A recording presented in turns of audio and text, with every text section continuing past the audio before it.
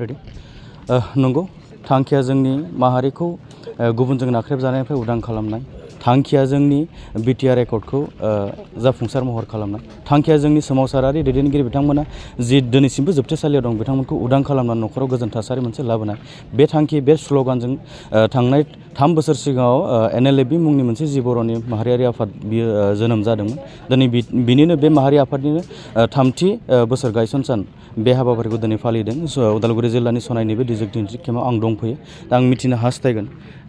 3 बोसोर सिगाङाव नोंथांमोना बर'खौ उदांस्रि मोनसे होनो थाखाय नाजानानै दिनै नोंथांमोना बे आफादखौ दादोंमोन दिनै डिजिगनेटेड केम्पआव दिनै नोंथांमोना दंफैयो दिनै 3थि बोसोर गायसन सानखौ फालिदों बे बिथिङाव नोंथांमोना माबायदि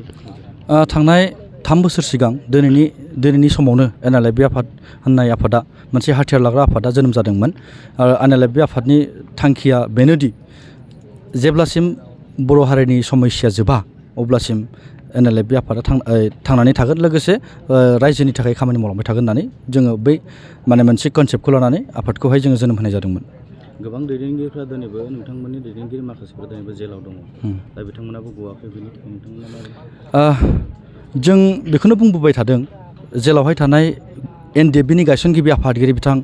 रन्जन दैमारि बेजों लोगोसे जोंनि बारग' एनडिएफबिफोरनि गोबां बिबानगिरि आरो लोगोसे दावहारु मावथिफोरा जोबथेसालियाव जोबजानानै दोनदों आरो प्लास नै बावैसो सिगां जोंनि एनएलएफबि आफादनिनो आर्मि चिफ बिथां एम बाथाखौबो जेलाव सोनानै दोनदों आरो बिथांखौ जेलाव सोनायनि आन्दोआवहाय पलिटिकेलि कनस्पिरेसि दं होननानै जोङो मोनदांना मोनबाय आरो बुजिनानैबो मोनबाय मानो होनोब्ला बिथाङा दायो जेलाव दं होनोब्ला मात्र थांनाय 2014 आरो 15नि केसखौ लानानैसो जेलावहाय दङ नाथाय बे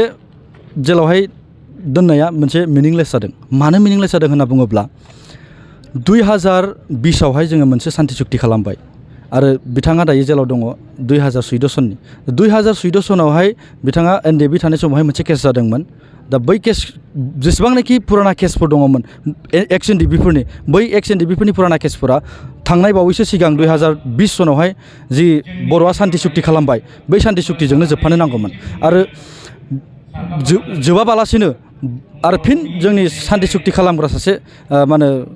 सिगनेटरिखौसो जेलावहाय सोफिनबावनायखौ जों नुनो मोन्दों दा बेफोरखौ नोजोर बोनानैनो एनएलएफबि आफादा जोनोम जानायनि मोनसे आन्दोआवहाय जाहोन दं होननानै जों बुंनो हायो। सरकारनि सावरायनाय सरकारनि स्ट्रेटेजिया माबायदि स्ट्रेटेजि हिसाबै एनएलएफबि आफादा गोख्रोङैनो लानानै दङ नाथाय जोङो नुनो मोन्दों जोंखौ एनएलएफबि आफादखौ एसेबां जोंनि डिमान्डनि सायावहाय इनिसियेटिभ लानायखौ जों नुनो मोनाखै नाथाय अब्लाबो जोङो जिरायनानै थायाखै जों सरकारखौ नारसिनदों आसाम सरकारखौ हायाखै जों इन्डिया सरकारखौ नारसिनदों मारै होननानै बुङोब्ला जोङो थांनाय बावैसो सिगाङाव इन्डियानि प्रेसिडेन्ट द्रौपदी मुर्मु बिथांनो जोङो मेम'रेन्डाम गांसे साबमिट खालामदों आरो बै मेम'रेन्डामावहाय जोङो गिबिसिनथारावनो दङ जेलावहाय थानाय रन्जन दैमारि बिथांजों लोगोसे बायदि बिबानाव थानाय जोंनि एनडिएफबिनि दैदेनगिरिफोरखौ थाबैनो जोंनि उदां अखराङावहाय गहोनानै जोंजों लोगोसे खामानि मावफानो हानाय सुबिदाखौ होनांगौ होननानै जों बेखौ डिमान्ड खालामनाय जादों। जिथु थांखि बे थांखियाव बिटिआर एकर्डखौ इमप्लिमेन्ट खालामनायनिबो जिथु नोंथांमोना डिमान्डआ दङ डिमान्ड हिसाबै बिटिआर सरकारा दिनै नोंथांमोनखौ माबायदि सहाय खालामदों? बावैसो सिगां जोंनि आसामनि एसेम्ब्लियावहाय मोनसे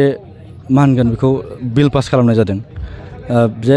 बिटिआरआवहाय गामि सोदेरनाय जाबाय होननानै नाथाय आं बेखौसो आफादनि सासे दैदेनगिरि हिसाबै आं बेखौसो मिन्थिनो लुबैदों एक्जेक्टलि मा गामिखौ सोमारखो आरो सोदोंब्ला कन्टिगुवासलि सोदों ना बले सेटेलाइटजों खालामनानै सोदों आं बेखौ मिन्थिनो लुबैदों आं सरकारखौ खावलायनो लुबैदों जोंनो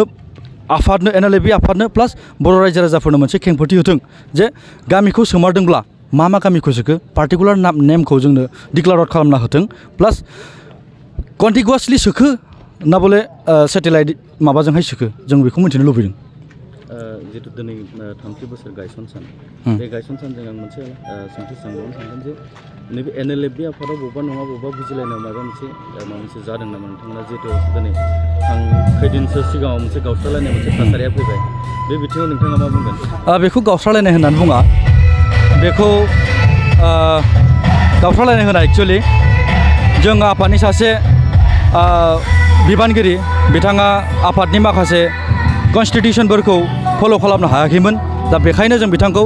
डिसचार्ज होनाय जादों नाथाय बेखौ गावस्रालायनो होननानै बुङा बिथाङाबो गुबुन मोनसे फेक्सन होननानै बिथाङा फेक्सनथ' बिदि जों खोनानो मोनाखै आरो जों नुनो मोनाखै निउसै मिडियायै आरो रायजो राजाफ्रा रावबो बुंनो रोङा जे माबा मोनसे एनएलएफबि आलादा फेक्सन दङ होननानै